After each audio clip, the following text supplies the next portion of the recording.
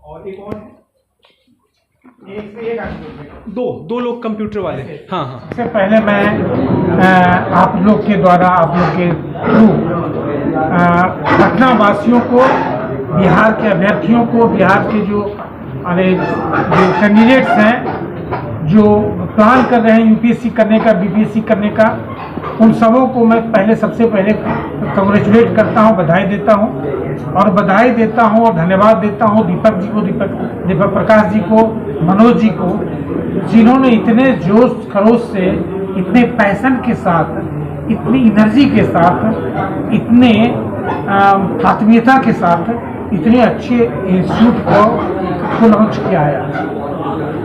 आज ये घटना या इवेंट या आज का जो फंक्शन है देखने में छोटा लग सकता है, लेकिन इसका जो भाव है, जो उद्देश्य है, जो इसका पर्पस है, आप सब देखेंगे कि अगले 3 से 5 साल में ये राष्ट्रीय स्तर का होगा।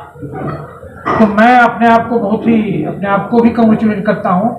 I am very happy and proud and privilege कि मैं ऐसी संस्था के क्या कहें, वृक्षारोपण के हैं या शिलान्यास के हैं या जो भी नाम इसको दें, उससे मैं जुड़ा हूँ, इसका जुड़ने का अवसर मिला। और ये इम्पोर्टेंट इसलिए है कि इस तरह की संस्थाएं इस तरह के बच्चों को तैयार करती है, इस तरह के नागरिक को तैयार करती है जो आगे के भविष्य के लिए बहुत महत्वपूर्ण होते हैं।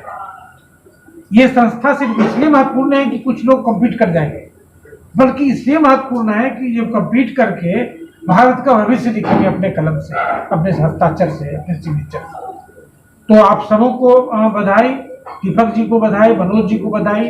हमारे साथ प्रोफेसर साहब हैं, आप उनसे भी बात करेंगे। तो आप सबों को बधाई और ढेर सारी शुभकामनाएं। बधाई देना चाहता हूं कि आज सिविल फोरोज के इस उद्घाटन सत्र में हम लोग बैठे हैं और जो बातें उन्होंने बताई, मैं उसमें सिर्फ 2 बातें ऐड करना चाहता हूं।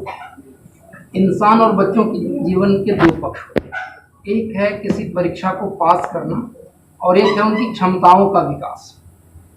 तो अगर यहाँ से बच्चे दिल्ली जाते हैं या दूसरी जगह पर जाते हैं तैयारी करने, तो जो उनके ट्रेनर हैं, जो उनको तैयार करने वाले हैं, वो खुद ट्रेन किए गए हैं उनको तैयार करने के लिए, और जितनी ट्रेनिंग उनको दी गई है उस हिसाब से वो बच्चों को ट्रेन करते हैं। बच्चे परीक्षाएं पास कर सकते हैं लेकिन उनकी क्षमताओं का संवर्धन नहीं हो पाता है।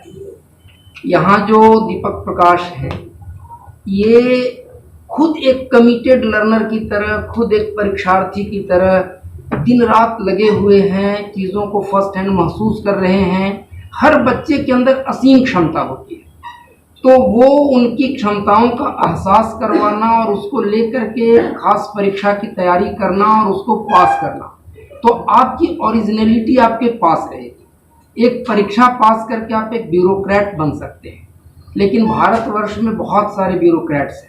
कुछ ब्यूरोक्रेट्स के नाम आप लेते हैं, क्यों लेते हैं? वो वही ब्यूरोक्रेट्स हैं जिनकी क्षमताओं का भी विकास हुआ और जिन्होंने परीक्षा भी पास की। जो सिर्फ परीक्षा पास किए वो नौकरी करके और कुछ वर्षों के बाद रिटायर कर जाते हैं, उनको याद नहीं किया जाता है।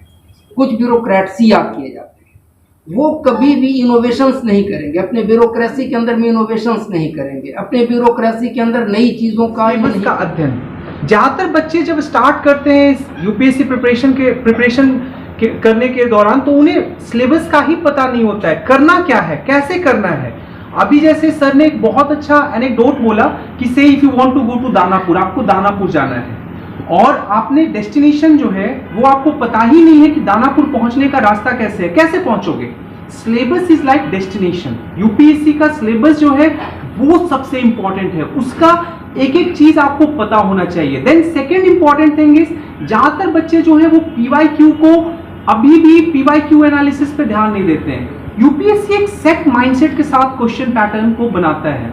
आप यूपीएससी का जब क्वेश्चन पैटर्न को पढ़ेंगे, लास्ट 10 ईयर का एनालिसिस करेंगे, देन यू वुड रियलाइज कि जो भी क्वेश्चन सेटर है वो एक सेट तरीके से वो चीजों को चेक करना चाह रहा है, बच्चों में कुछ स्पेसिफिक क्वालिटीज को वो ढूंढ रहा है। नॉलेज वाले बच्चे नहीं चाहिए। अगर नॉलेज वाले बच्चे चाहिए होता उनको, तो वो पीएचडी करके क्वालिफिकेशन ये रखते कि पीएचडी वाले बच्चे जो हैं, क्योंकि एकेडमिकली वो सुपीरियर हैं, तो उन बच्चों को मुझे सिविल सर्वेंट बनाना है। क्यों क्वालिफिकेशन जो है वो सिर्फ और सिर्फ ग्रेजुएशन है?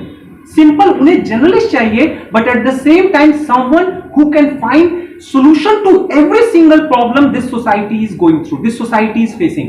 तो ये solution oriented approach, तो वो यूपीएससी का प्री का क्वेश्चन में भी और मेंस का क्वेश्चन में भी और अल्टीमेटली पर्सनालिटी टेस्ट में भी यही यूपीएससी डिमांड करता है। आप कितना फैकल्टी जो है टोटल यहाँ पे अभी 8 फैकल्टीज है, और ज्यादातर जो फैकल्टीज हैं इंक्लूडिंग ईसानी अपराजिता, यश सर और भी आमिर राजा सर और भी जो टीचर्स हैं, ये सब किसी न किसी टाइम पे यूपीएससी का मेंस ऑलरेडी लिख चुके हैं, बीपीएससी का इंटरव्यू दे रखे हैं। तो हमारे यहाँ जो भी फैकल्टी हैं वो कोई भी सारे के सारे जो इस यूपीएससी प्रोसेस से गुजर चुके हैं। मैं खुद यूपीएससी का 2 बार इंटरव्यू दे रखा हूं, तो मैंने खुद मास्टर्स किया था इंटरनेशनल रिलेशंस में यूएसए से। तो वो उन्हीं फैकल्टीज को हम लोग चूज करते हैं जो कि यूपीएससी के पैटर्न से अच्छे तरीके फी स्ट्रक्चर के लिए तो मैं सबसे अच्छी बात ये बोलूंगा कि हमारे यहाँ स्कॉलरशिप टेस्ट है। अभी क्या आपको मैं बताऊं, अभी करंटली ऑल ओवर इंडिया से प्री में मोर देन 870 स्टूडेंट्स का एनरोलमेंट हमारे इंस्टीट्यूट में हुआ है। 870 बच्चे ऑल ओवर इंडिया से इन्वॉल्व हैं ऑनलाइन क्लासेस में। अनफॉर्चुनेटली इसको मैं बोलूंगा कि बिहार से कम है। ये 870 में साउथ इंडिया से अराउंड 500 स्टूडेंट्स हैं जो अभी हमारे साथ प्रीलिम्स दोनों बैच में इन्वॉल्व है, जबकि बिहार का टोटल एनरोलमेंट मात्र 50 है।